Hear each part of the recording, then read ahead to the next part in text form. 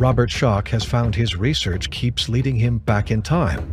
Since he first traveled to Giza in 1992, Professor Robert Schoch's research has taken his first dating of the Sphinx even further. His most recent geological and seismic findings have convinced him that the Great Sphinx could have been carved as far back as 12,000 years ago, at the end of the last ice age. We know geologically and from studies of ancient climatology that prior to about 3,000, what is now Sahara was much more moist, much more temperate, much more rainfall. So I concluded that had to go back at least to that earlier period. My initial estimate was 5,000 to 7,000 BC. This was very, very radical at the time.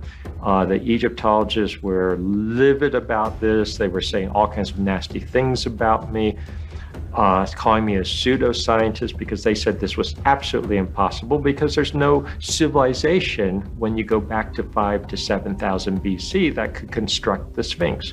Since then, I've continued my studies. I've carried on with this. I've actually reanalyzed the seismic data, and I'm convinced at this point, for a number of technical reasons, that actually the seismic data suggests that we have to go back to at least around 10,000 BC. And this also fits much better the climatic regime and gives enough time for the erosion and weathering that we're seeing.